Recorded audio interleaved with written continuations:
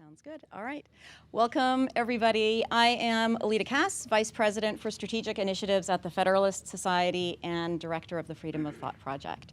I guess two big questions. Why is DOJ at the Federalist Society event explaining merger guidelines? And well, you can. I'll leave the first question to you. The second question, I think, is even sort of maybe a bit of even more of a puzzle. Is why is Freedom of Thought Project talking about merger guidelines? And I think both are great questions. I will not step on your question. For my question, I think it is actually a bit of a puzzle. I think generally, if you'd talked to me 5 years ago even, how we think about regulating, how law regulates business is really just like, please don't mess it up. Do not actually prevent business from making trains run on time. And in antitrust, maybe even more so. I think there's a sense that economies of scale are good and just sort of create positive effects. And yet, there is this other thread where you see just some kind of weird stuff going on. You see private institutions operating in ways that we maybe don't expect, whether it's in ESG or other forms of ideological coercive orthodoxy. It doesn't seem as the way that we might expect efficient business operations to run, and relatedly, we might wonder why competition isn't working in the way that we might expect. And so we have these two distinct threads, and sort of how we might assess and harmonize those threads is why we are here today, why it's freedom of thought, and why we have James Burnham to direct this conversation. I will let James introduce everybody and ask his great question. James is an attorney working in private practice in DC and is actually currently now litigation finance now. Yeah. Yes, now entering 2 weeks ago. a sort of a brave new world of litigation finance. And so with that, James.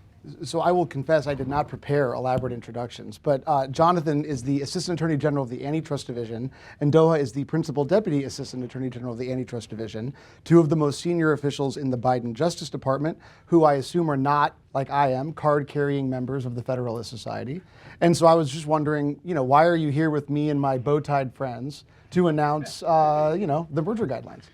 It's the quality of the chairs. You want to take it out?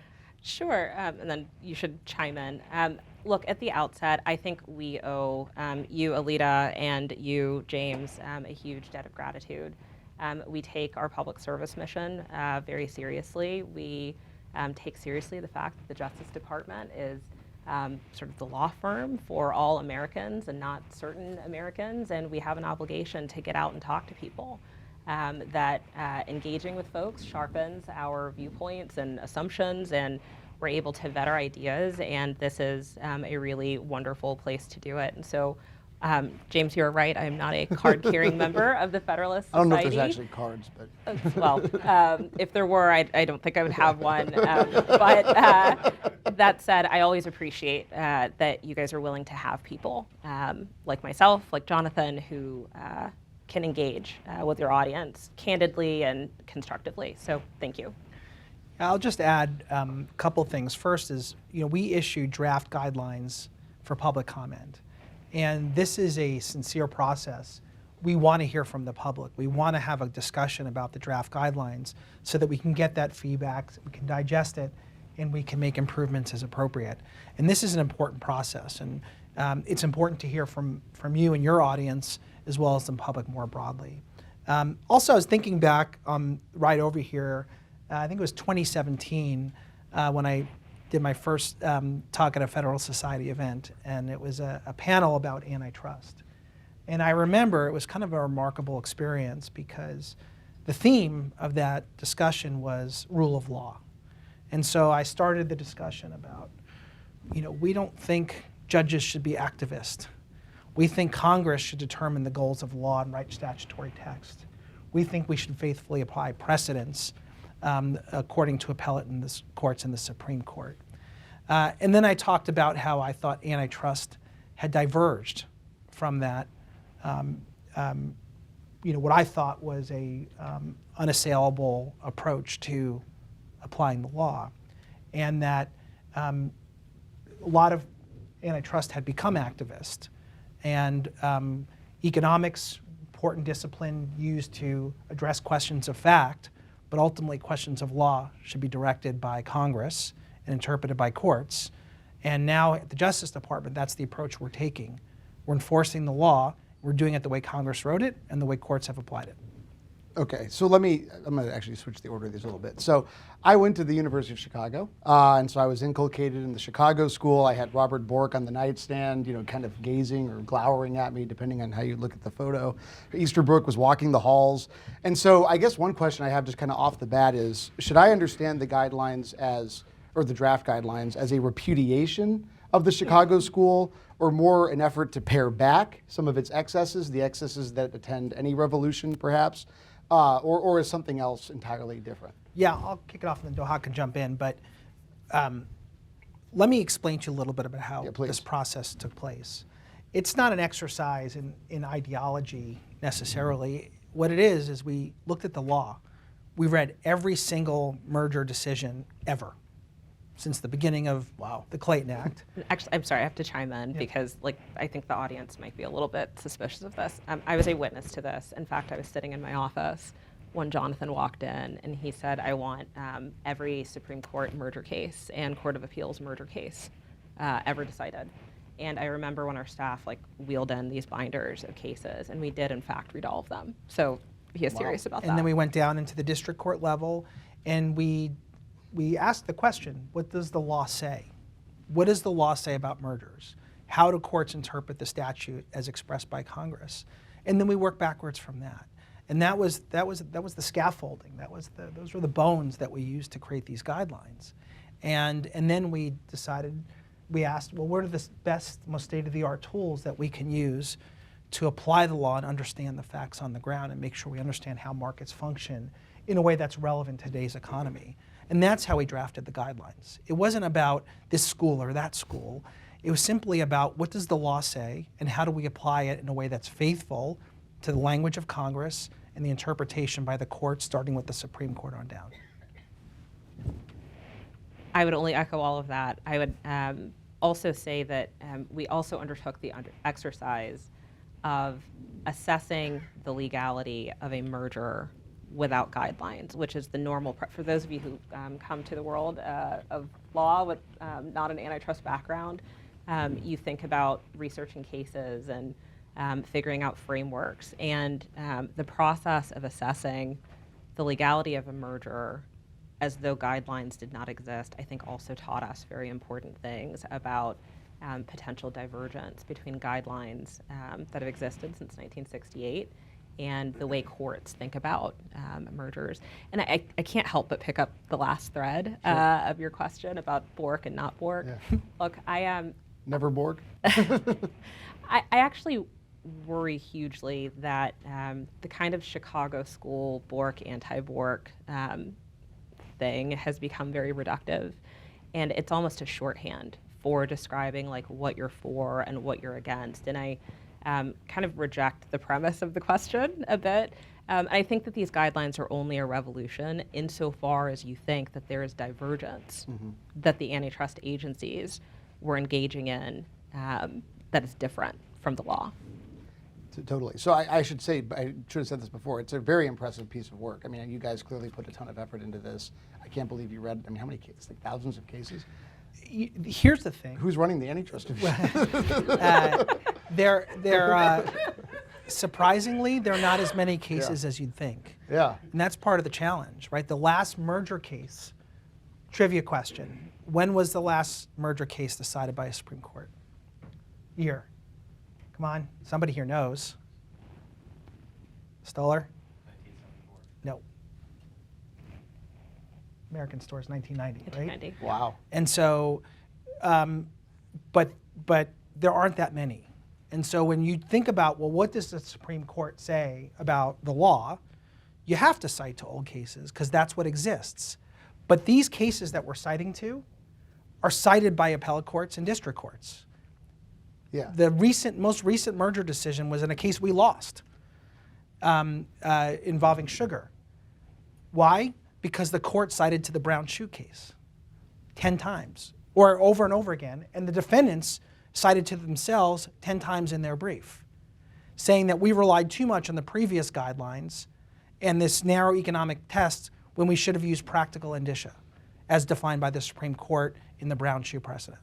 So that basically, I want to give you a chance to actually address this even more directly, although you mostly have. Some people have sort of criticized the guidelines for citing cases from like the 70s as if they don't count anymore. There's some sort of statute of limitations on a case. And I was just wondering, I mean, it sounds like the reason is that's when the law was decided that is relevant, but why don't you? And I'll defer to Senator Doha in a second, but those are the same cases that are being cited by courts. Right.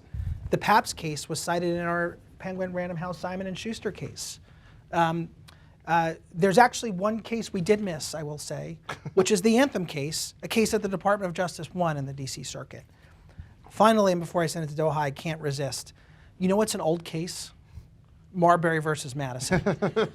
We like that case here at the Federalist Society. So, but if we apply the same rules that some of these critics are applying, then we should say that no longer applies too, because it is expired. Or is the argument against us that only antitrust cases expire? Right.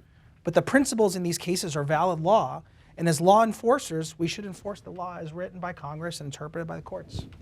Yeah, and just again, nuance that I think is helpful for folks who are just starting to engage with these guidelines.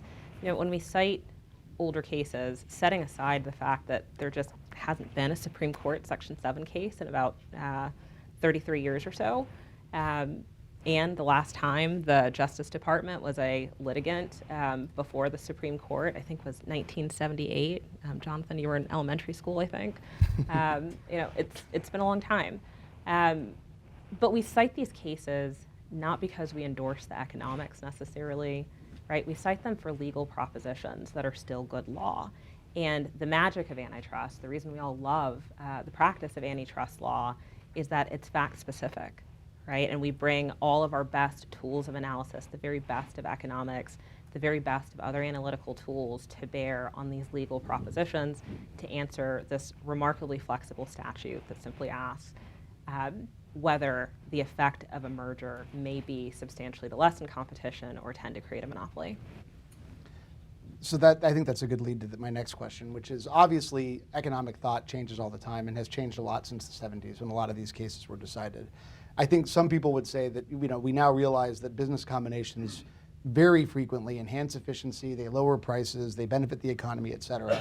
So what is your sort of, because the antitrust laws are sort of uniquely infused with policy judgments, because every merger is a little bit different, what is your answer to the critics who say, you know, this is going to impede growth, it's going to raise prices, pretty soon we'll be Greece, you know, all of that sort of stuff that I'm sure some libertarians are saying, perhaps in the audience. So, look, all of these benefits that you've just described are the benefits that I would ascribe to competition, right? So this is not about we like business, we don't like business. Jonathan, I think I can speak comfortably for Jonathan. We happen to be very proud of a really dynamic, robust U.S. economy. We think it's a thing of beauty, and we think that the best thing to look forward to in our economy for the future is like a competitive, dynamic economy. You know, on the subject of a policy judgment, I think Congress was remarkably clear-eyed and stated the value judgment, right? Competition is the value that Congress elevated above all others in passing the antitrust laws. And so we don't have the discretion to depart from that policy judgment. So we can't say, you know, a business is going to do, you know, insert your favorite social benefit or whatever. We have to uphold and vindicate the value of competition. Yeah, I couldn't agree more, not surprisingly. And that's the question you're asking, first of all, has a lot of embedded assumptions, which I think, you know, is an interesting academic debate. But ultimately, if people feel strongly that the law should allow certain kinds of mergers, there's a forum for that. That forum is Congress. You should go to Congress and advocate for Congress to write the law differently than it's written. But until then, we have the Clayton Act. The Clayton Act says a merger, you know,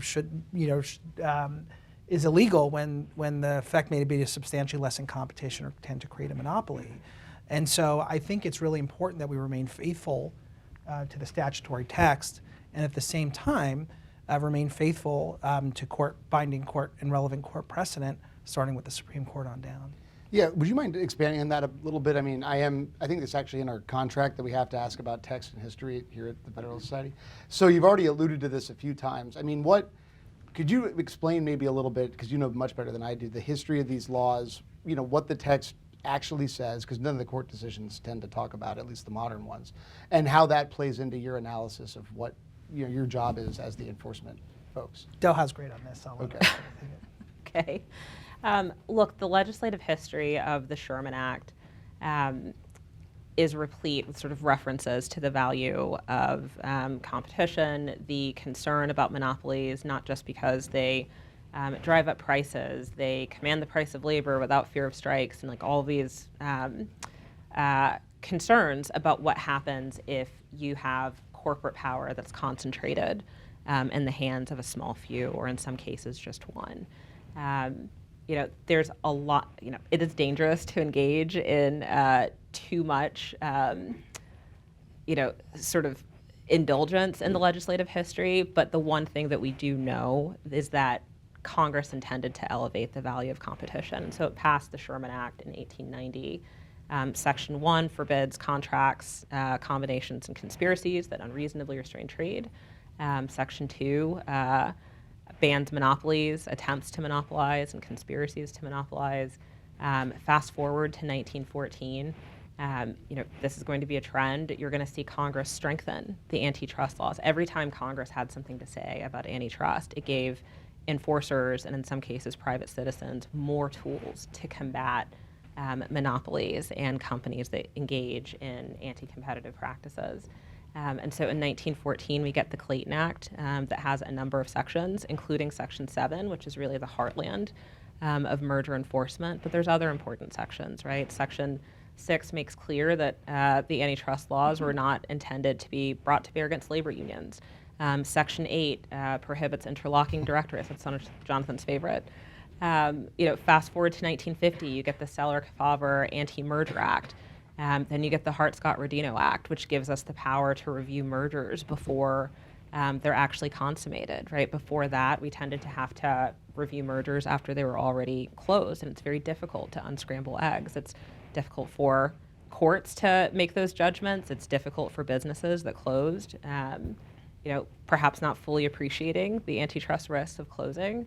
And so that's my, you know, 45-second, maybe 1 minute You can have 30 survey more seconds. of the antitrust laws. Yeah.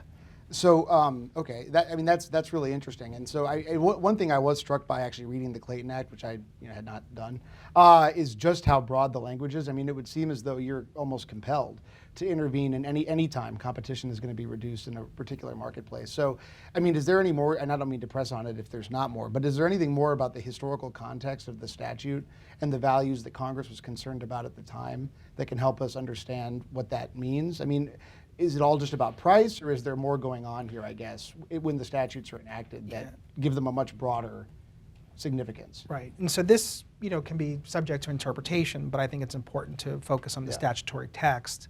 In the context of the Clayton Act, it's about competition and monopoly. Those are the concerns that Congress had, and essentially said we do not want mergers that risk lessening competition in a substantial way or tending to create a monopoly, and it was a risk assessment at the time. I think you can look at the history of antitrust and anti-monopoly and say that Congress and the public care deeply about it because concentration of power is just as dangerous as in corporate sense, it's just as dangerous as concentration of power in the government sense. And we don't want kings over the necessities of life, and or queens. And I think we have to be thoughtful about, you know, why do we care? Why do we care about having choice? I think about it from my own personal perspective, which is economic opportunity. The essence of the American dream is the ability to start your own business, feed your family, make your lives better for your children than it was for the generation before. And those opportunities come from the ability to live where you want to, work where you want to start a business and to have that business thrive. But if you don't have choice, if you don't have diversity of viewpoints in speech, if you don't have the ability to innovate and create new and exciting products, then we lose the essence of our democracy. And I think these are really important points that Congress used and to animate when it wrote the antitrust laws.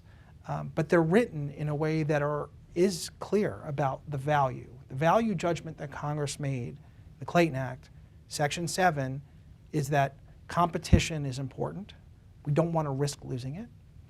And monopolies are problematic, and we don't want to risk the creation of monopolies. So I think that's a great point, and that actually leads to another question I was going to ask. I mean, one of the things that I think has shifted some sort of conventional conservative opinion is the sort of extraordinary imperiousness of corporations right now. I'm sure some people would say, I bet Matt would say, corporate behemoths have always been imperious. But I think some folks would say that nowadays dominant firms go way beyond core business functions regularly. They try to intervene in ways to shape our behavior, shape our ideas, dominate our culture. It's my longest question, but I'll be done in a second. Deployments of corporate power that have nothing to do with their core business purpose of making widgets and trying to sell good widgets at a low price. And so I think one explanation could be that that's the product of excessive consolidation. There are so few firms that they can now do whatever they want and dare their consumers to do something about it because they really can't. They really have nowhere else to go. And I was just wondering, and it sounds like you may think the antitrust role, whether you think antitrust law has a role to play in dealing with sort of the cultural effects of excessive consolidation or the societal ones. Yes. Great. I think this is hugely interesting. I agree with you that there's more interest in antitrust because I think there is more concern about the power of large incumbents to shape different aspects of our life, not just sort of what you can buy and sell, but what you view, the news that you consume, and other sort of options and products and services that would be available to you. But I would challenge the notion that the antitrust laws haven't always contemplated those kinds of concerns. One of my favorite pieces of writing is Henry Demarest Lloyd writing in The Atlantic, and I think it's like 1888, and he's writing extensively about the misery of life under the Standard Oil monopoly. And so I think that Congress was clear-eyed about why we don't want monopolies in our country. And again, it's such a it's a really very beautiful point, this idea that there are ways that corporate power taken to its extremes can be as intrusive in American life as government power, which, as you know, our Constitution itself is a remarkable document that contemplates the dispersion of power, right? We have high regard for the separation of powers because we believe in our system of checks and balances, and we believe that it is conducive to preserving our liberty. Do you have any thoughts on how kind of the conventional wisdom of what antitrust law is supposed to do got so out of whack with some of the values you're talking about? And I didn't give you that one in advance, sorry. Yeah, no, that's okay. It's hard to say. I think it's a mix. I think there were attempts to impose rigor and predictability and this belief that there could be a science to proving things with certainty. But I think, some humility demonstrates that that's not always possible and that it's not always required. The statute is a risk assessment. It's not a definitive proof statute.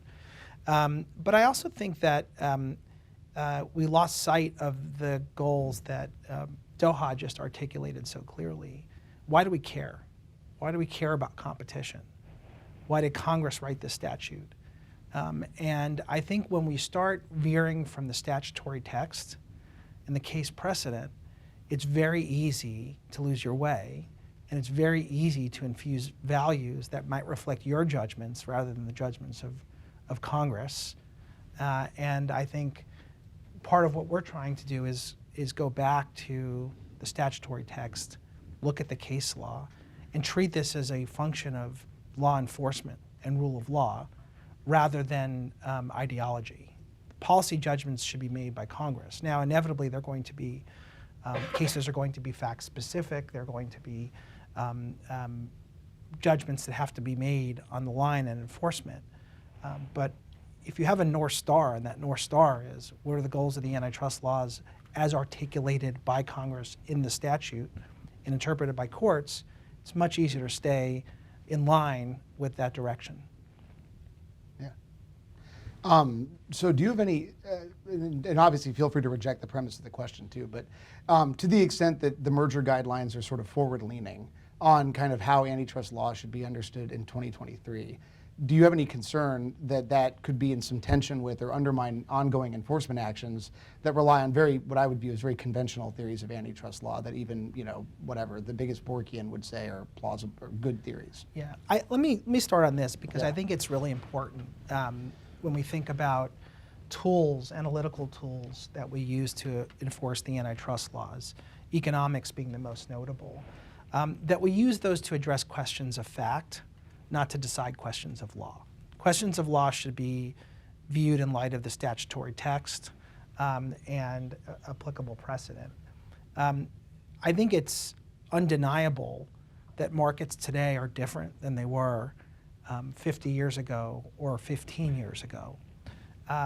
Competition is as important as ever, and the core principles of the antitrust laws still remain as relevant today as they ever were. We want choice, we want competition, we want diversity of viewpoints and ideas. We want all of these things. A merger shouldn't substantially lessen direct competition. It shouldn't entrench monopoly power. It shouldn't accelerate trends toward concentration. How we apply that is fact-specific, depending on each individual case.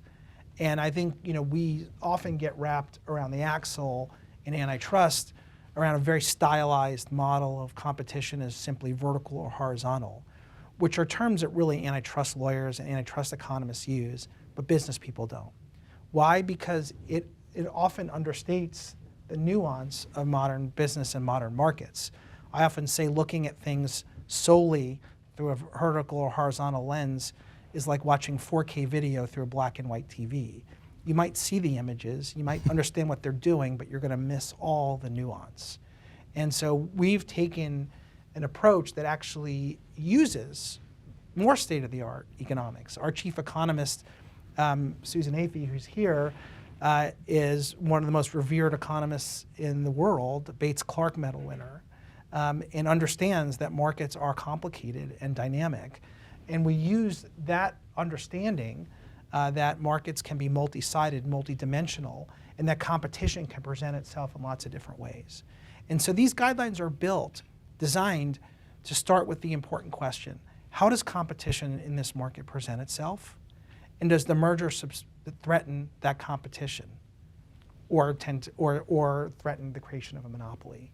That's an important first question to ask, because if you can understand that competition might be in a very traditional way, like stores that are located across the street from each other, or a vertical supply chain where you have a manufacturer, a distributor, and a retailer, that construct might apply.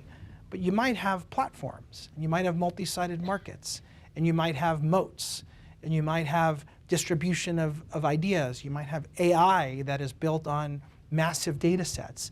These are market realities that we have to take into account as we understand how markets work, so that we can apply these well-settled and well-established and quite sensible legal principles appropriately. It's hard to improve upon that. Well, I was going to ask if there's anything else you want to say, but that might be a good closing argument. So yeah, we can bring Todd up now to talk about what he's going to say, and then bring you back. Does that work? Or? We look forward to that. Awesome. We'll shuffle over. Great. I'll shuffle Yeah. over to the broken chair. Okay. You did promise. We can get you one of the audience chairs. Would you like one of those? No, that's okay. Okay. I was going to make a products liability joke, but I won't. So, Todd, thanks for being here. Sure. I also did not prepare an elaborate introduction for you, but I know you're a very distinguished professor at George Mason University who knows a lot about antitrust law. So maybe to start, you could just kind of give us your overall take on the guidelines and what Jonathan and Doha said. Yeah, I want to first congratulate them. It's a very impressive piece of work, not just in sort of what the recommendations are, but as an academic, I admire the craftsmanship and the research and the diligence that went into this. And one of the things that struck me most as I was reading it is that I'm sure this wasn't their goal, but it really does speak to the moment in a way we're in. And I think, hopefully this will put a smile on their face. I think that what they've done here is in many ways carved out a moderate position, a sort of moderate position between different camps, both among Federalist societies and conservatives on one side and progressives on the other, by which I mean within the Federalist Society, we've seen this emerging split that's to some extent generational between the kind of traditional sort of economic efficiency Chicago school guys that sort of was my generation, but a younger group, a more populist group, who in many ways, these messages are going to resonate with them. The idea that antitrust laws, competition policy writ large, not just antitrust laws, are about more than just low prices and efficiency for consumers. And the eagerness of many conservatives to, and state AGs, right, who have brought actions on the antitrust laws against social media companies and things like that. Obviously, it's not because they're concerned about consumer welfare, right, which is Twitter is free, Facebook is free, right? Google is free, right? Free stuff is free, right? So in some sense, whatever's going on there, it's not a traditional consumer welfare question or consumer prices, right? What it is I think the points that Jonathan Doha were just speaking to, which is that competition is a value in itself, and that concentration has risks associated with it. It has obviously economic risks that we may not see, not only in terms of actual concentration, but potentially deterring entry into a market, for example, which kind of the seen and unseen. The social benefits, right, to some extent, spillover effects of competition in small business, in those community benefits that I think a lot of conservatives, sort of new conservatives, are concerned about, and political issues, right, which is the political clout that these massive businesses have today. You just look at sort of Disney in Florida, right? They don't even live in Florida, and they're basically going to dictate the terms of the democratic process to Florida, right? Because they're a big business that has a big market presence, right? And we see this all over, and there's an aspect of this, right? It's a lot easier for the Biden administration to pull off the stunt with the Twitter files when you only got to deal with Twitter and Facebook, right? More social media companies makes it harder to basically control speech, to use this overreach of the administrative state. And I think a lot of conservatives see this as platforms for competing speech policies, but also as a restraint on the ability of the government to overreach. And in some sense, you see sort of the same dynamic on the progressive side, where I think this also kind of hews a middle ground between sort of bringing in these ideas of competition, but also thinking about economics, thinking about how you weigh economics in the balance. And so we have our friend Matt Stoller here, who probably thinks this is, just a sellout to the corporate lobby or something. He promised to say nice things. He promised to say nice things. That's how he got it, right? But those who are kind of even pushing the Brandeisian line even more, the worthy dealers and small dealers and worthy men. But then there's this kind of disconcerting, to me, comfort that a lot of progressives have with bigness today, right? Precisely because they can put the boot to Twitter, right? And Elizabeth Warren hardly even hides the ball on this, right? Basically, play ball with us, or I'm going to come after you, right? With whatever regulatory powers I have, right? Banks, right? They like a big consolidated banking industry that doesn't have a lot of small competition and that sort of thing. And Dodd-Frank, either intentionally or unintentionally, has led to consolidation in every single industry that it's touched, right? And I don't see Democrats being concerned about the way in which Dodd-Frank continues to make the big banks even bigger and to entrench too big to fail. And apparently now even medium-sized banks are too big to fail and get bailouts as well, right? And the whole ESG racket is basically an antitrust racket, right? Which is the idea here is we'll adopt all these expensive, stupid policies. And typically in a market, if you adopt stupid policies like all this green energy stuff, you get punished, but not if you can basically have a consolidated industry. There's a reason why the Business Roundtable is all into ESG, right? Which is the big guys basically can virtue signal without having to be worried about competition and having it be undercut. So I think there is a sense here in which what they're doing is speaking to that moment, and I applaud them for trying to make this tractable. And I do think that they are correct about the political history, right? The original understanding here, which is competition and all this stuff was clearly part of it, right? And Bork may have been a great lawyer and a brilliant man, but I think the subsequent research has suggested he wasn't a perfectly accurate historian in terms of the legislative history about consumer welfare. Tom Hazlett's looked at this, George Stigler's looked at this, and others.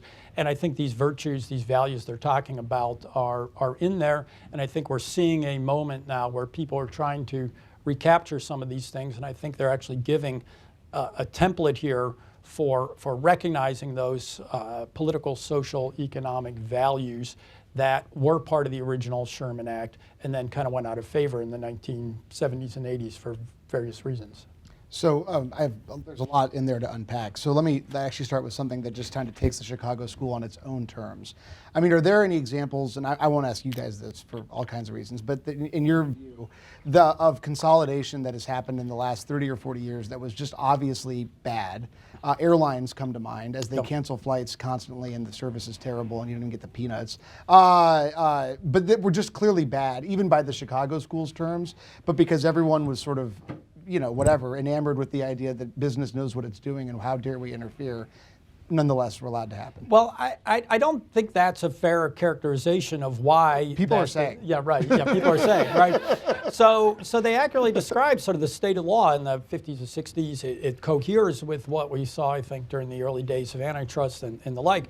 So what happened? Why did we change direction so radically in the 70s and 80s? And I would say what happened was reality happened, which is there are costs to a process like this where you're weighing multiple variables. Congress, I'll grant the point, Congress says you're supposed to do it, but there are actually costs associated with that, right? And so what we did was we woke up in the 70s, and what did we see? We saw high inflation, we saw high employment, we saw stagflation, and the big thing we saw was declining global competitiveness, right? And we looked out at the world, and what we saw this triumvirate of policies that were identified as being the problem, which is regulatory policy, right? And we have to remember, Jimmy Carter and Ted Kennedy and Stephen Breyer were the champions of deregulation in the 70s, right? They were the ones who, it was during the Carter administration that we started the process of deregulating airlines. We deregulated trucking, right? Why? Because these regulatory structures had basically turned into big cartel enforcement mechanisms that were good for the incumbents, good for the labor, bad for the consumers, right? I took one flight when I was a kid, right, because it was so expensive. It was a really nice flight. We went to Disneyland from Texas. I remember they had a cocktail lounge in the middle of the bar, right? I mean, it was pretty sweet. I don't know how my parents did it, right? Because they basically, the planes were flying half empty, right? But we had regulation. We had labor policies that were creating a lot of labor market stickiness and sort of lack of dynamism. And a lot of people said the other thing we had was problems with our competition policy. That, in particular, this focus on protecting competition is a double-edged sword. And if you look at the legislative history, what you see is a double-edged sword. Yes, it's protect competition. But what you also see when you look at Stigler, when you look at Hazlett, when you look at Gary Leibkap's great article on meat packers in the Sherman Act, if you're familiar with that, when you look at Don Boudreaux's work, what you see is this was just small business basically protecting themselves from more efficient big businesses under the banner of competition, which was really we can't compete. Blybcap's article is the classic, right? The local meat packers who couldn't compete with Swift and the refrigerated boxcars that could deliver fresh meat to people very, very inexpensively. And so the response was, well, yeah, there's a cost to this, and in global competition and everything else. The last thing I'll say, the other thing that was the other side of that is once you have these multivariate ends, there's a lot of studies at that time also that show this was a public choice nightmare, right? This was rent seeking out the wazoo, right? Which is, we talk about the rent seeking. The law itself was the product of rent seeking under the guise of competition. But what we see is there's these studies by McChesney and Higgins, I believe it was, Baumel and Ordover, Bob Tollison wrote some articles, right? These articles showing the way in which public choice dynamics were part of this. In particular, Congress intervening in the merger process to protect jobs in their own districts, to protect them from mergers, right? And there was just a lot of rent seeking going on. There was a lot of congressional intervention going on. You can look at all these studies. And they were very aware of that in the 70s. And so if you look at it, what they see is refocusing purely on the consumer welfare standard in some part was a vehicle for making the process more transparent and less subject to these political dynamics. So I think I have just two more questions, then we'll just kind of let you guys, talk. The first is just, you talked about the costs of the 70s and such, and I think it's hard to argue with some of that history, but do you think there's an argument that things have gone just way too far, or at least somewhat too far in the other direction, right, and that something like these guidelines is necessary to kind of recalibrate us to something approaching like what is actually optimal? Yeah, and that's my point, right? Which is for at least a political consensus has emerged that we have gone too far, right, with respect to these things. And again, I want to bring it back to the focus, which is why we are concerned about Twitter, why we are concerned about Facebook, why we're concerned about big banks and all this sort of stuff.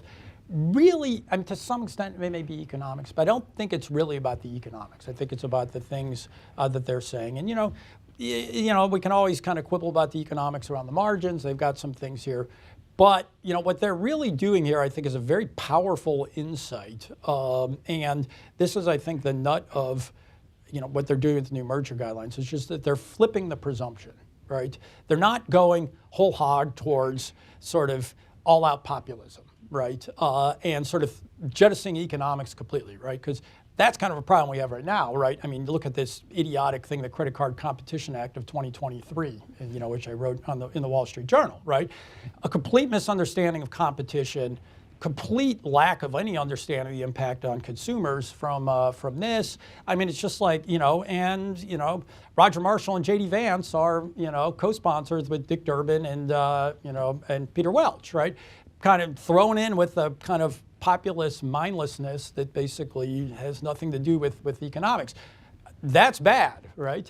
I think the point is thinking about Twitter and these other things as purely economic questions. That also is not quite right. And so what we're seeing here is, and I commend them for this, is they're putting the issue on the table, right? Which is, competition is not just an economic value in the American psyche, in American history, right? Competition has always been symbolic. Competition has always been part of our fabric of the capitalism system, but also sort of democratic capitalism.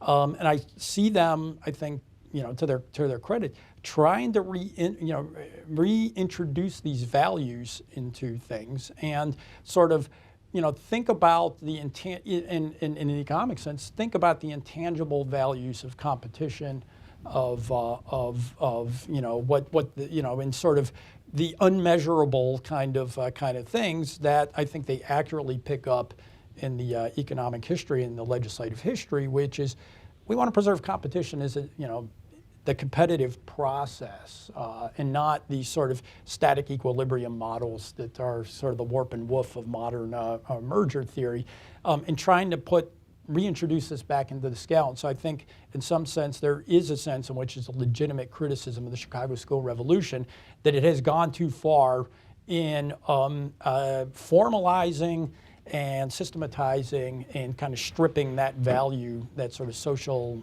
kind of political value out of how we think about competition in the competitive process.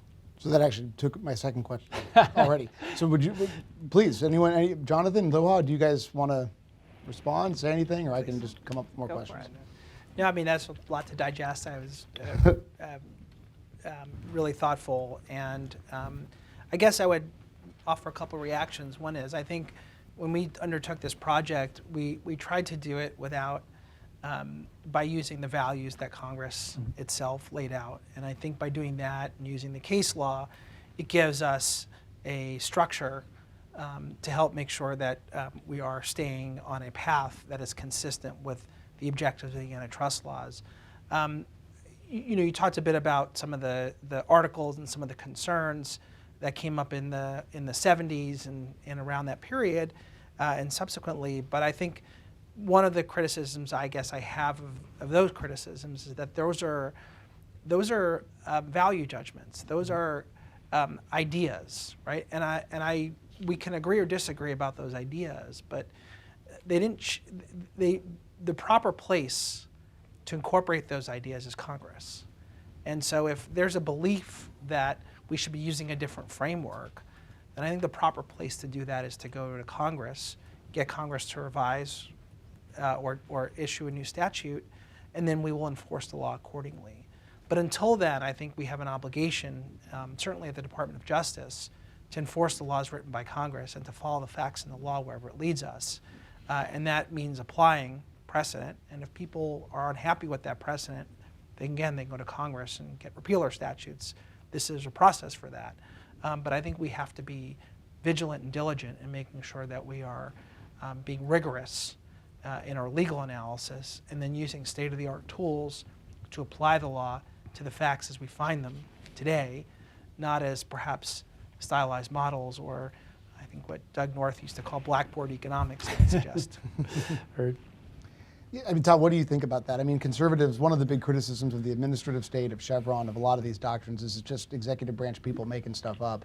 So why is that not a pretty good point, that when the economists and the executive branch people get together with a few of the judges and make stuff up, it's the exact same thing that we normally would be very unhappy about? I think that's exactly right. And to tell the truth, and I didn't, I kind of got rolling and didn't clarify, right, which is I think the case that, that the antitrust laws by their nature embody the pure consumer welfare standard, right? The Bork argument, I think, is just not correct. I think that what they're describing, and it could be different amounts of weight on different sides of the scale, right? I mean, every law is Baptist and bootleggers, right?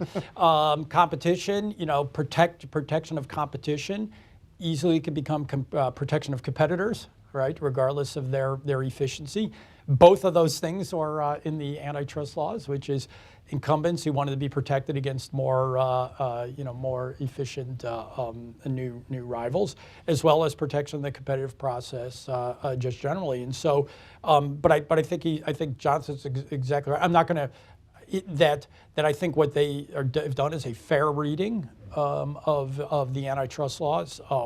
I think it's arguably an accurate reading, and certainly it's a reasonable reading. And when I look at this and when I look at that literature, I think, what do you say? It's in there, right? Which is, we may not like, I may not like rent-seeking laws, but if it's a rent-seeking law, it's like that's what Congress passed, right? And legislation are bargains and that sort of thing. And so, so it's two sides of the same coin, right? Which is, I agree completely. Competition is a virtue, right? I agree with these critiques that says that competition have social, political, economic values that transcend pure consumer welfare. And I think Congress says that. I think most Americans actually believe that. How you weigh that in the balance, Congress left open, and I applaud these guys for trying to come up with some way of reintroducing those values. And like I said, I think this is really a kind of a moderate position that really tries to reintroduce those values without kind of going whole hog in one direction or the other. So I don't disagree with them at all on that assessment of the law.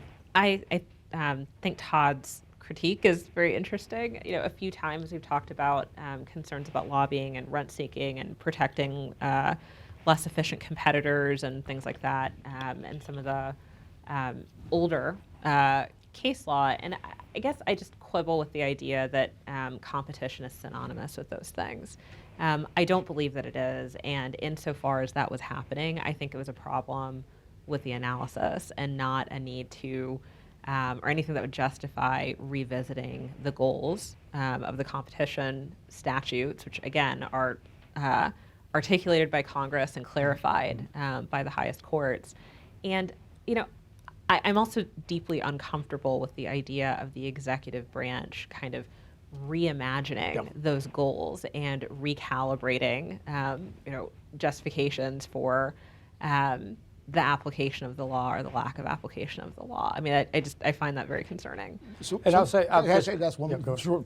something you said I thought was really interesting. So how many, I mean, maybe you thought about this, the sort of bad antitrust decisions, the ones that people think are crazy, were they bad law or were they just really bad factual analysis? Where the court just garbled the economics and didn't know what the heck they were doing on the factual side? So this is so important. I'm sure Jonathan's going to have some things to say about this.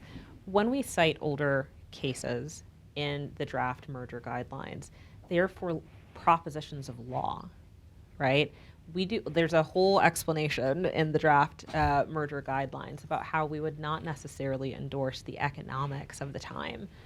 We feel incredibly fortunate. Jonathan went out and found us Dr. Susan Athey, who's an incredible economist and who makes us better in our understanding of what good economics can do.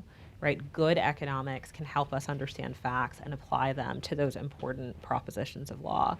You know, you might quibble with the fact that Procter & Gamble is cited in the draft merger guidelines. Again, maybe we wouldn't endorse the economics of that case, but it is a really important proposition of law that a merger should not entrench or expand the merged firm's monopoly power. Right, and we have tools to assess facts and tremendous prosecutorial discretion to determine whether a merger that may be notified in the future sort of violates Section 7 under that theory. And that, again, says nothing about the facts of Procter & Gamble itself. I was going to just clarify. I just want to amplify what Todd said, which I think the argument that the antitrust laws compel the consumer welfare standard is a legal argument is exceedingly weak.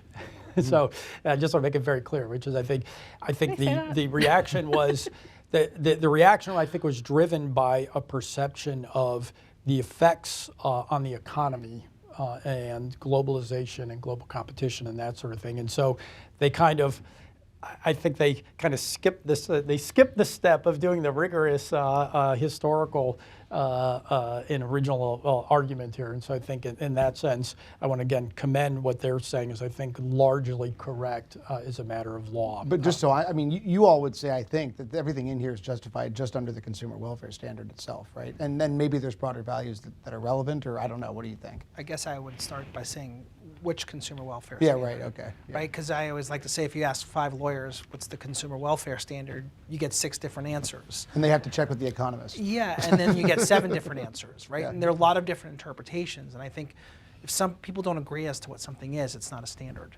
And I think there's danger in that, but I think that's kind of beside the point. We did not need to get into that doctrinal debate here because we simply wanted to apply the law as written by Congress and interpreted by courts. And we did so in a way that we believe is faithful. Again, we look forward to comments, and this is a serious process. And if people believe that we misinterpreted a case or failed to apply another case, we want to hear. That's why we're opening this up for public comment. But we are trying to remain faithful to the law. Let me also just pivot a little bit, but I think competition is, I often like to say it's not a switch that you can flip on and off when you need it, right? I think Congress was wise by saying that we had to protect competition and against threats to competition and their incipiency. And I think a lot of people now see in their daily lives areas where they feel like they are victims of monopoly power or a system that doesn't have enough competition. I think the pandemic demonstrated that when supply chains got clogged and people had a hard time getting goods because output was constrained and there weren't enough people supplying it. Prices went up and they didn't have choice the way they wanted to. Now, we can all debate the economics of that, but I think, to bring things kind of back to the pragmatic, one of the reasons I think there's such a vibrant discussion of competition policy and rethinking whether our approach to the antitrust laws, or at least revisiting the cases in the statutory text for the original intent, is because people believe that it affects their lives. Mm-hmm. And different people have different views as to the value of competition. And that's okay, right? I don't have to share Todd's view. He doesn't have to share mine, and Doha might have her own view, and everyone will think there's a different benefit. But that's why the statute, I think, was wise in saying that the value itself is competition. And if we focus on that, then all the attendant benefits that flow from vibrant competition that lead to a better, more democratic, open, free society can flow. And that's what we're trying to protect. These guidelines are designed to be faithful to the statutory text in the law, but we're really eager to engage with the public to understand views, and if there are ways to improve them, we plan to do that. If you don't have anything else, I think we have a lot of pretty smart people in the audience, and there is a microphone.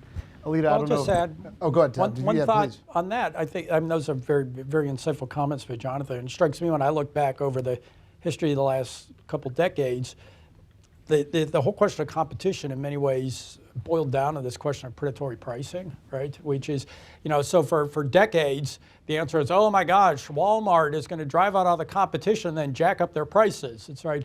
Somehow or another, every time I go to Walmart, the prices are even less than the time I was in there before, right? So whatever's going on there, right? Everybody thought the concern about Walmart or an Amazon or whatever was predatory pricing.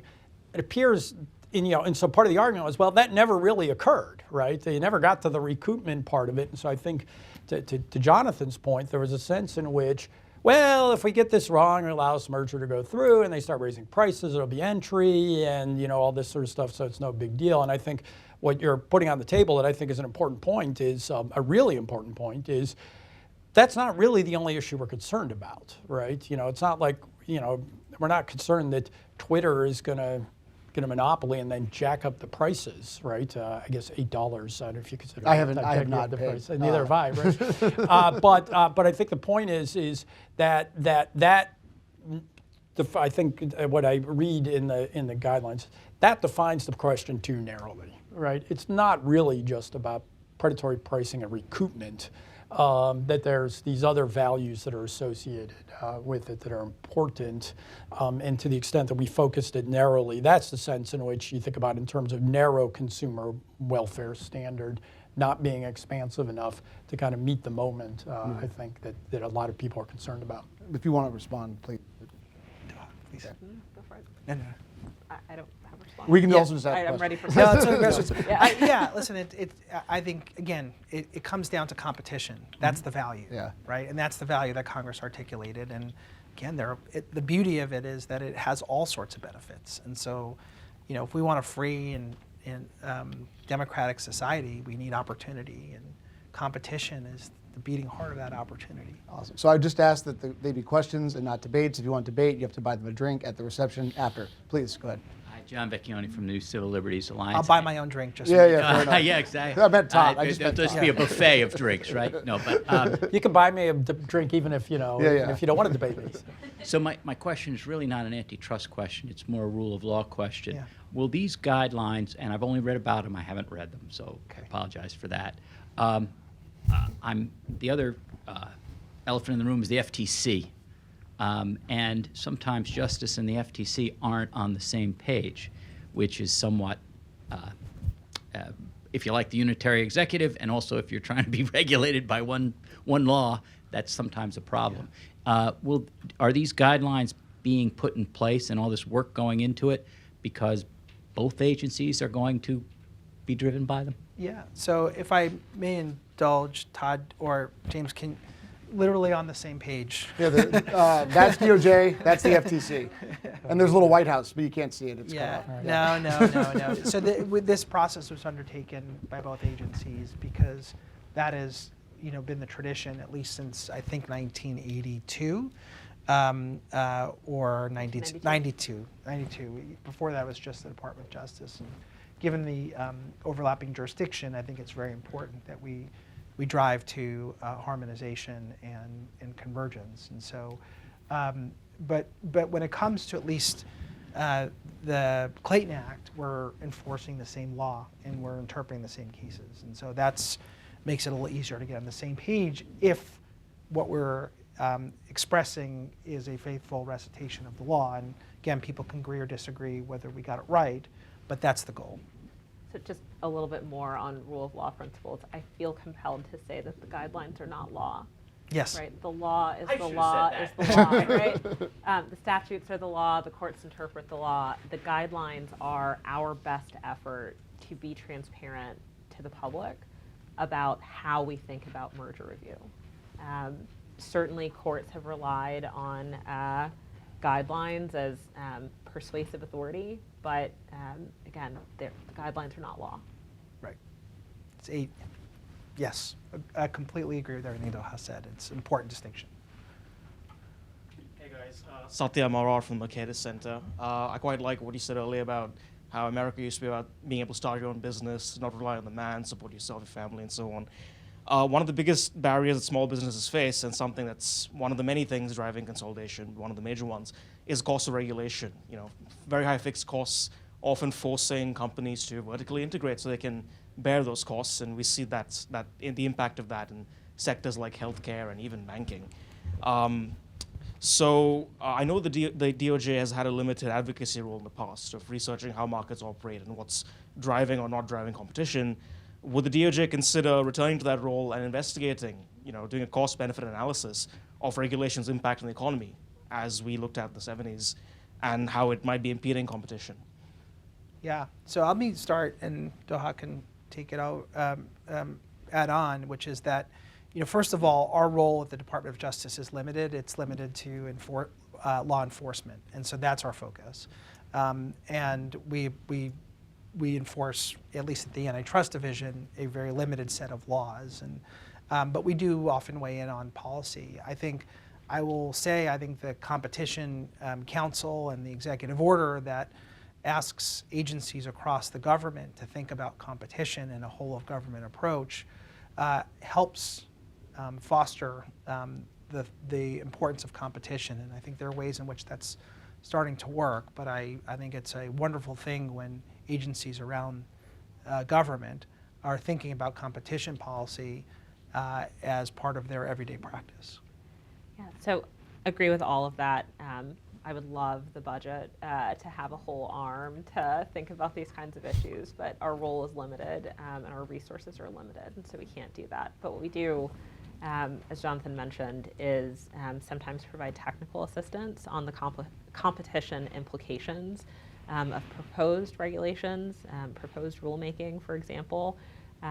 It is a pretty normal part of our practice to run into the regulatory regime, and while we may have our thoughts about individual regulatory regimes, our job is to enforce competition within the confines of the regulatory regime. And fortunately, there is very good black letter law on exactly that notion, right? That a regulatory regime is not a substitute for competition. Yeah, and it's a good point, right? As I said, in the sort of the catalyst for the changes in the 70s, 80s, I think it was this combination of regulation and competition together. And a lot of, I think, this consolidation we're seeing now is actually downstream from regulation. Financial services being an obvious example. Healthcare, post-Obamacare, all this sort of stuff. So it's kind of downstream, and so there's a sense in which it's treating a symptom to try to preserve competition where it remains. It's a valuable mission. But I think your point is, if we want to think about competition writ large, treating the symptom and mitigating the symptom isn't enough unless we kind of go back and look at the underlying what's driving a lot of this. So I got a couple of questions. In terms of the process of putting these merger guidelines together, you guys got a bunch of comments from the public, and I'm wondering how that was incorporated into the process of developing these guidelines. And then the other question I have is, do you think these guidelines will be, what's the intent of these guidelines vis-a-vis state enforcers? Because that was a big dispute in 82, 84. Would state officials who were bringing cases, would they adhere to the new guidelines in 82? And I'd be curious, Todd, to hear your view of how you think about state officials and antitrust, and if that's different than at a federal level. So I loved the guidelines engagement process. So we put out an RFI, it was a request for information, and got more than 5,000 comments, which was really staggering. I think in 2010, there were 32 public comments. And we had a chance to reflect not only on the written comments, which our amazing policy staff actually read through every single one and condensed them into this amazing but dense binder for us that they summarized, and that was really illuminating. We also had engagement sessions where we heard directly from members of the public. And I'll tell you what that did. I think, we are lucid to sort of traditional antitrust harms, right? My prices went up, there are fewer jobs, et cetera.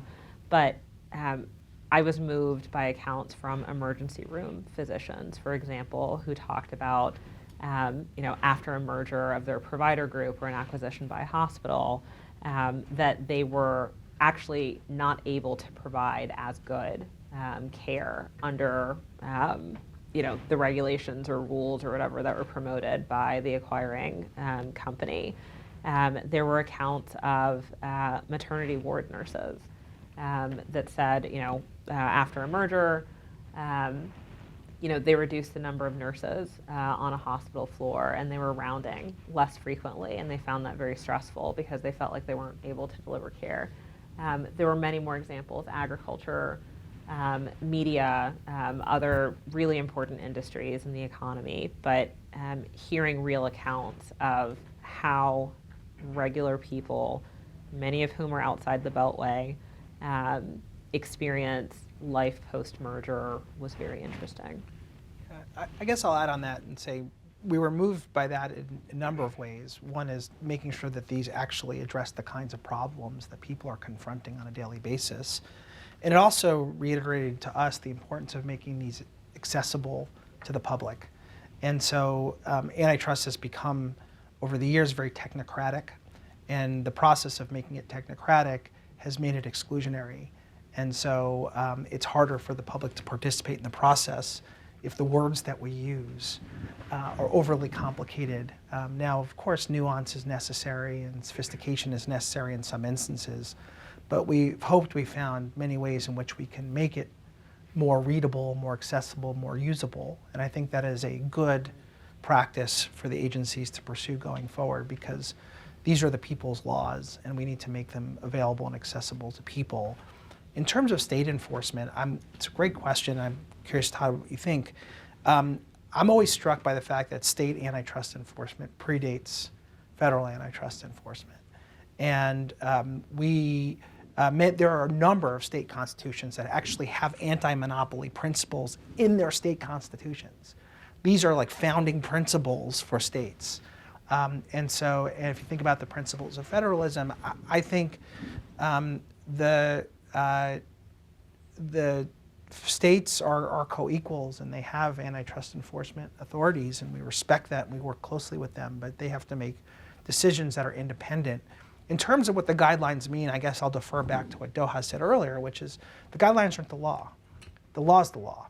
And so to the extent that states are enforcing the Clayton Act, then if these guidelines are a fair recitation of the law, then I think it's an accurate recitation for anybody who's bringing a case. But ultimately, it's up for Congress to decide what the law is, or a state legislator to decide what their law is, and then for those cases to be brought based on the facts and the law to courts.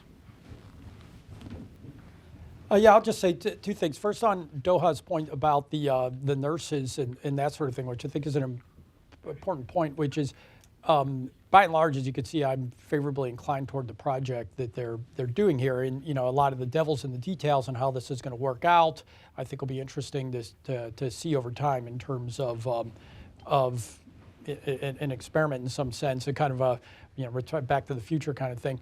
When I was reading it, the labor recommendation was confusing to me, and that's one I think is going to take some time to kind of figure out and sort out exactly how that plays out in terms of cost of labor and that sort of thing, because there does seem to, in some sense, it's easy to see in a situation like that a potential trade-off between quality and cost, right? In terms of number of nurses and that sort of thing. It would be an empirical question in any given case, right? But, for example, cartels are great for labor, right? Labor loves cartels, right? That's why labor prospered so much when regulation in the 60s and 70s cartelized all these industries, right? It was great to be a pilot or a flight attendant or a truck driver or whatever, right? And so, kind of working out that, kind of how labor fits into this.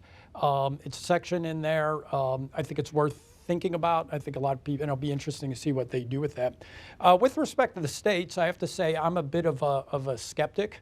And partly, Don Boudreau's article on antitrust policy before the Sherman Act, where he looked at the states. Competition policy, I think, especially nowadays, is fundamentally a national thing, right? It's a national market.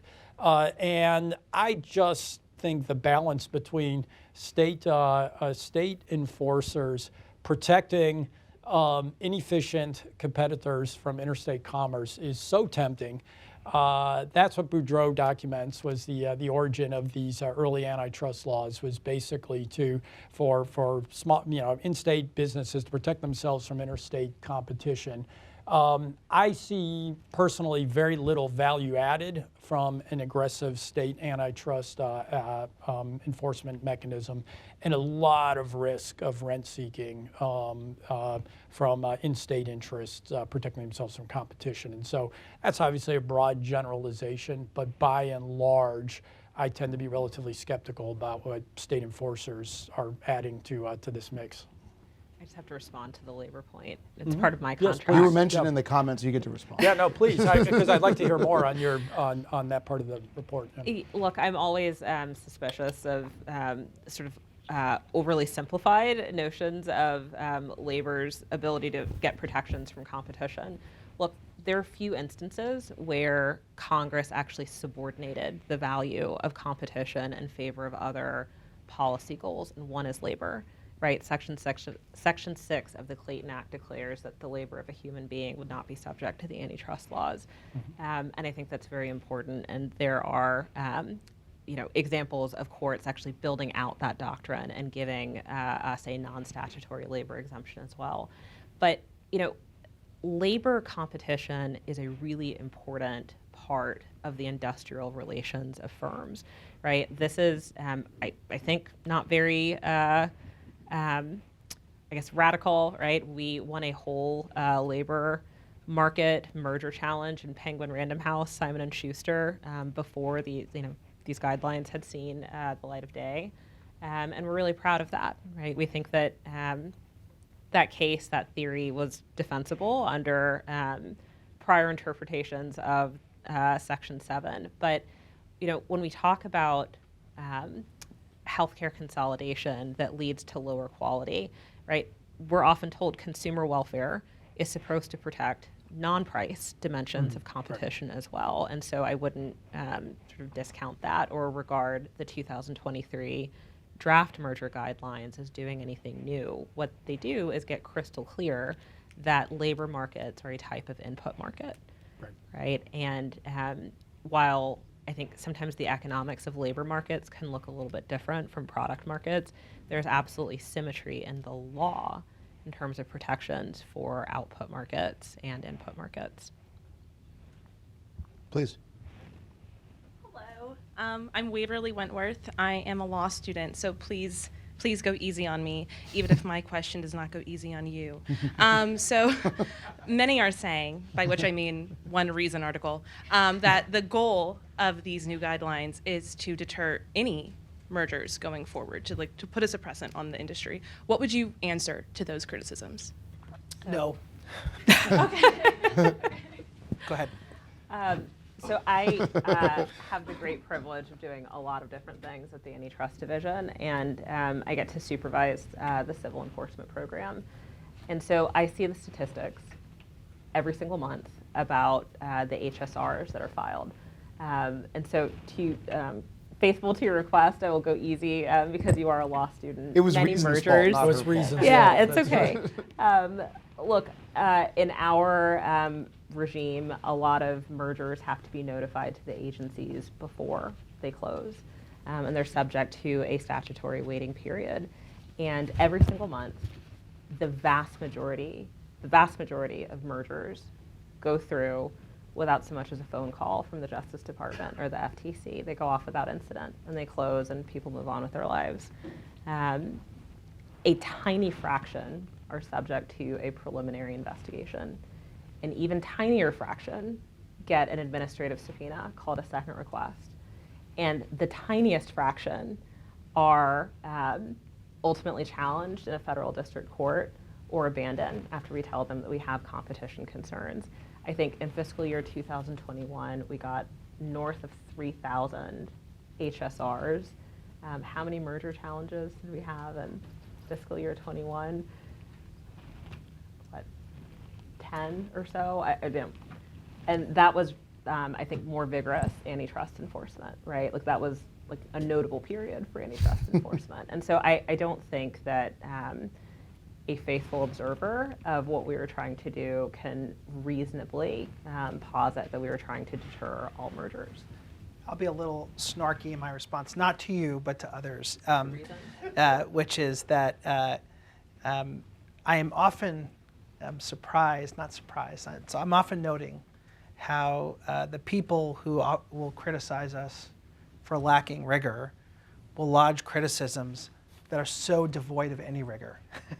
And I think, we are here because we want to engage in a rigorous, substantive, meaningful dialogue about how to interpret the law that Congress wrote and that courts have interpreted. I think this is a serious exercise from serious people, and a lot of the criticisms I've seen just are not fundamentally serious. And if there are legitimate disputes and questions, I think we should engage with those, and I welcome that, and I appreciate you being here as a law student.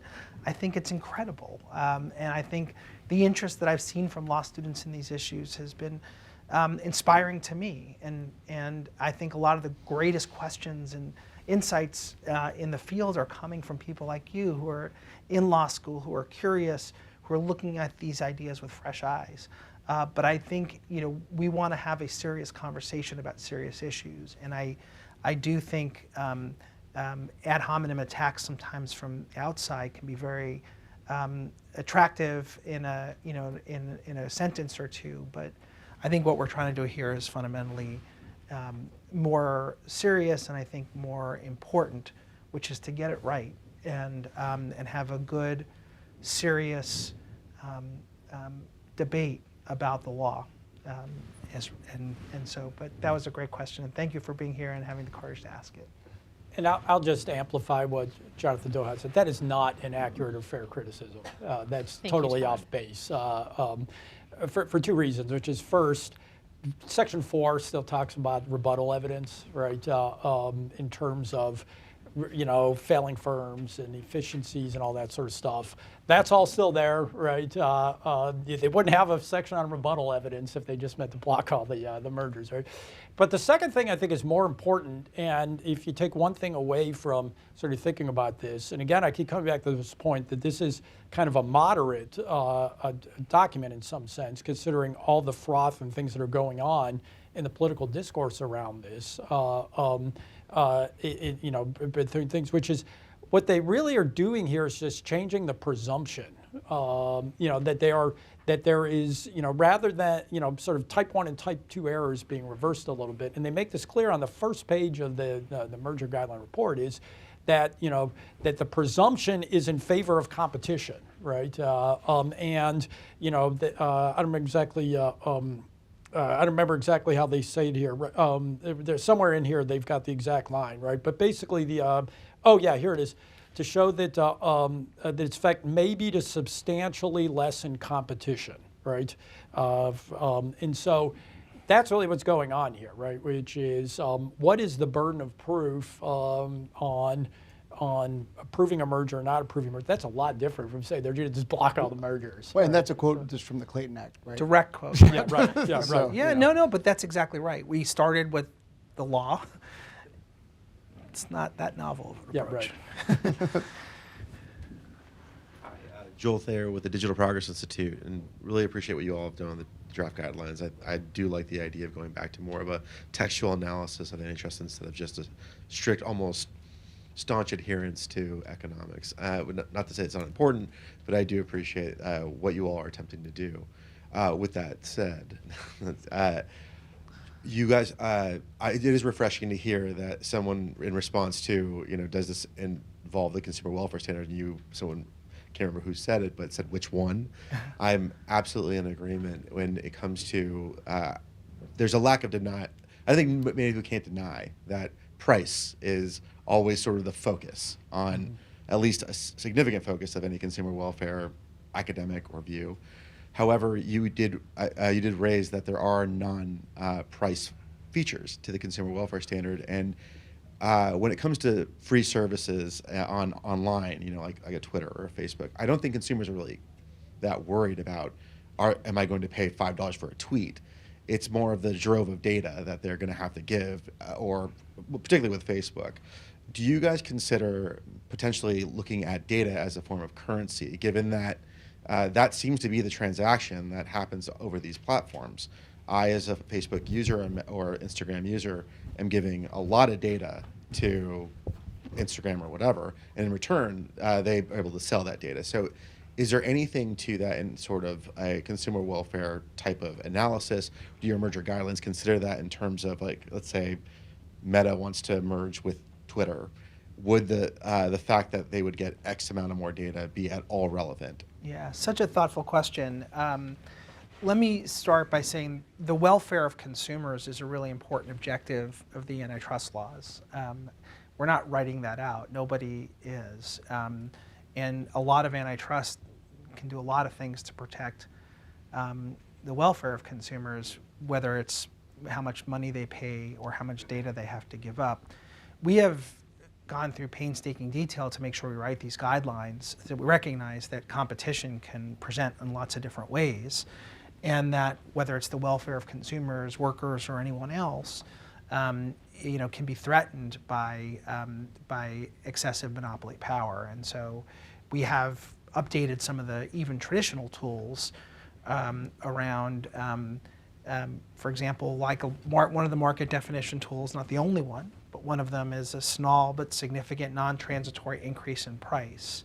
Well, we say we should look at those price, but also in terms or quality, or how much data that you're having to give up in exchange for product or service.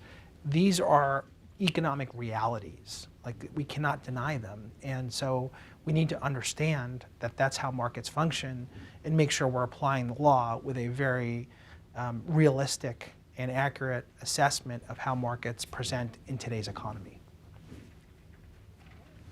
Hi, I'm Alana Kowarski from MLEX Regulatory News Service, and I have two questions, but they are open-ended.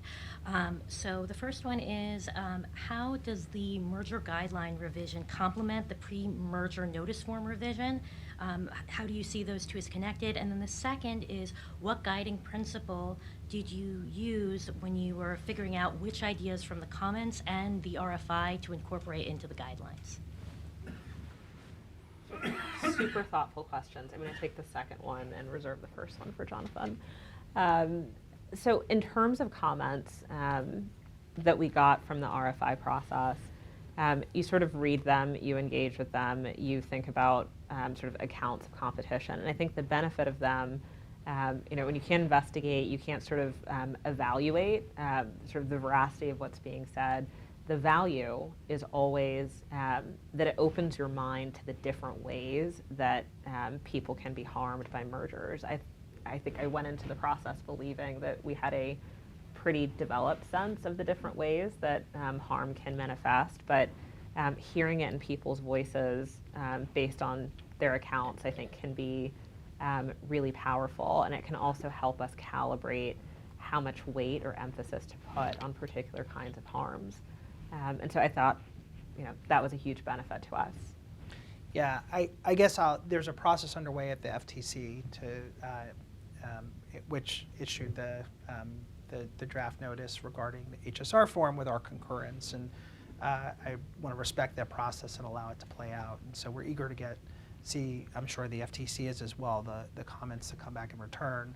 I'll just say that, more information or better information on the front end will allow us to do our jobs more precisely and more efficiently and use taxpayer resources better. So I think a lot of antitrust lawyers in the private bar will tell you that the HSR form probably has, as it exists today, probably has very little relevance to a lot of the core questions that are being asked in an antitrust analysis. And so I think trying to harmonize the form with the actual questions that we're empowered to answer is a healthy, worthwhile exercise. And again, I will leave it to the public comment process and to determine whether the revisions got that right or not, or whether changes need to be made. But I do think it's a healthy thing to do, and I think privately, even most private antitrust lawyers will tell you that the form is largely out of step with the actual elements of the analysis. I think we have time for one more. And I think Let me we only also have- check, are there Please. other law students in the room?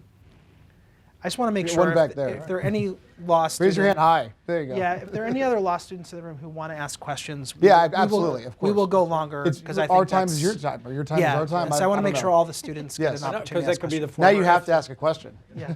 Okay. So you go first, and then Yeah. and then Well, yeah. Hi, I'm Alex Filt. I'm with Connecticut Financial News.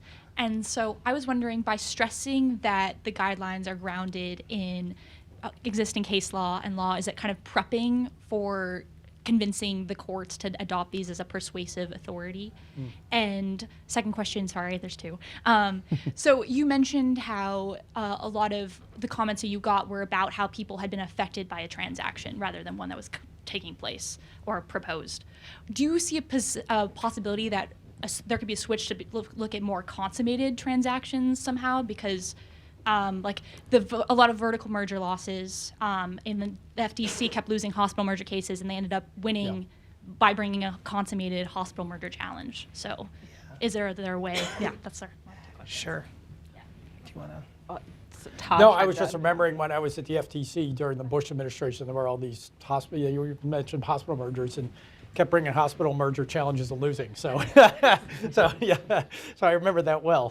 They lost 9 in a row, but then Yeah, they right. got it right. Got it right. No, I'm not making fun of that, right? I mean, No, I right. think hospital mergers can be hugely harmful, and really we owe a lot to the FTC under the Bush administration, the Obama administration, for really trying to get that analysis just right. What was the first question? Can you repeat Yeah, the can you first repeat the first I'm so question? sorry. The first question was by stressing that this is like the Oh. guidelines are grounded in existing. Yeah, I think like this isn't, the document isn't tactical in nature. It's just designed to understand and develop an agency practice that reflects the state of the law as written by Congress and interpreted by courts. And inevitably, most cases will come down to the facts of a particular case. And we do have a system which I think we all love and respect, which is that if we have to bring it before a court, we have an independent judiciary that's going to make an assessment about whether we get it right or not. I think the more we are following the law, I think the more likely it is that we will build a case or bring a case that reflects the law, and hopefully as courts will see it. And so it's really a discipline, it's our burden in a case, and we have to bring a case in a way that is consistent with applicable legal principles, and that's really the objective here, and that's what we're trying to do. I veered us off course in answering about the FTC. She had also asked, just to follow up on her question, which is, to what extent should the public consider this as a potential guide to challenging consummated mergers, I think was her question. She was using the hospital mergers as an example. I deliberately... They failed to do No, it. I remember the question. Okay, I just all right. deliberately didn't All right. answer it. Do we have any more law students? No. Yes. Anyone else want to go to law school? Yeah. Nothing has changed, right? The law hasn't. I'm going to be very, like Doha mentioned before. The law is still the law.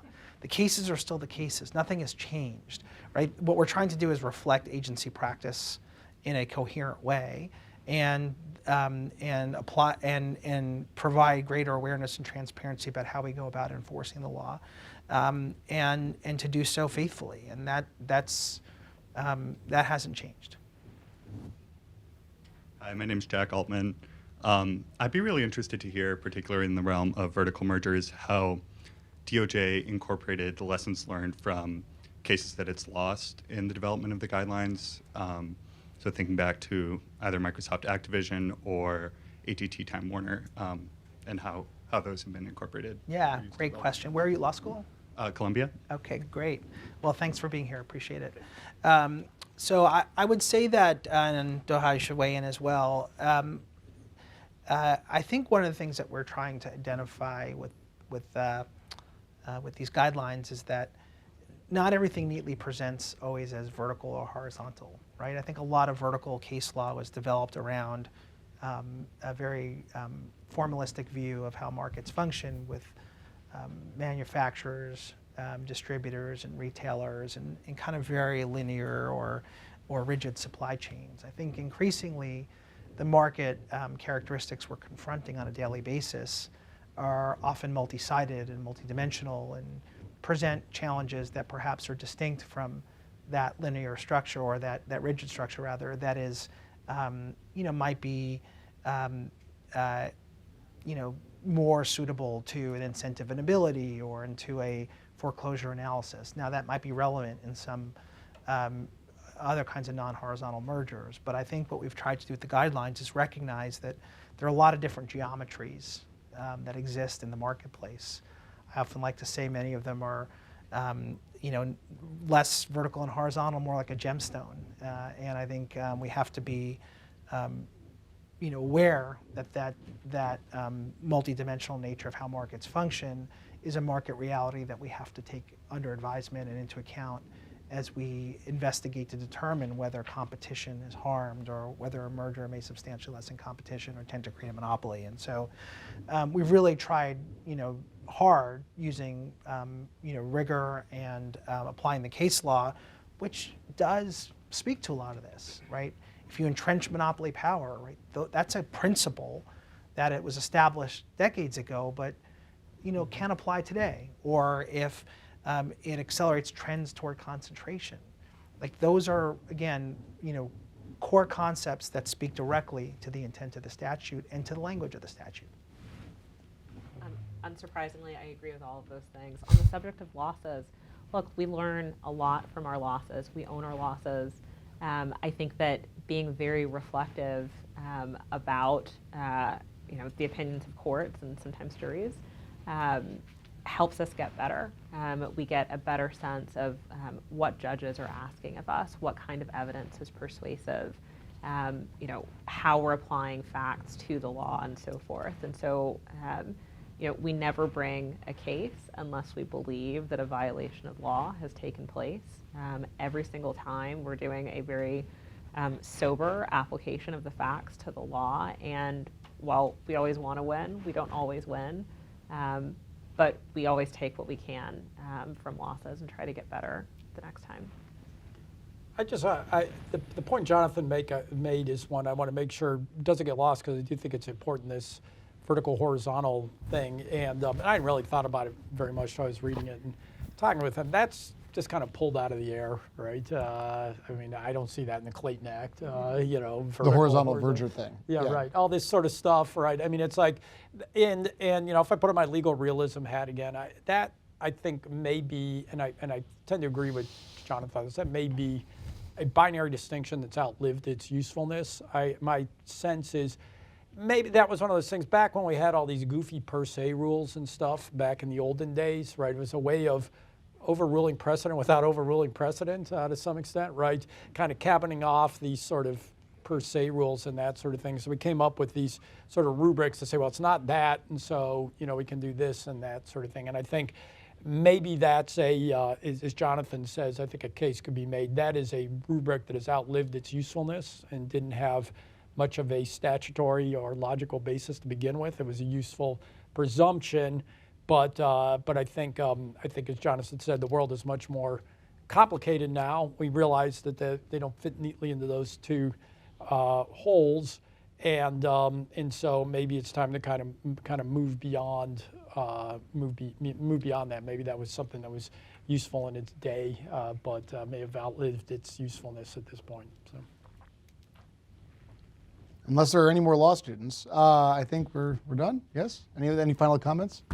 All right. Well, thank you, everyone. Thank you for having us. Yeah. Thank you. Oh, Alita. Yes. I just want to thank the audience for being very good at hitting like the register button quickly. This event sold out very quickly, and you have good reflexes, if nothing else, and also showed up and asked great questions, and we really appreciate the engagement on this. There's lots of people watching on live stream as well, and we appreciate them also, and all of them can send emails and questions to the general email box, which is info@fedsoc.org. I also do want to thank our panelists here for a really interesting and thoughtful and somewhat surprising conversation. I think it's it is in the sort of the best spirit of the Federalist Society to have surprises in our conversation. As always, speakers at Federalist Society events are speaking for themselves and do not reflect the position of the Federalist Society. And with that, I just want to invite the audience to join me in thanking our panelists, and we're adjourned.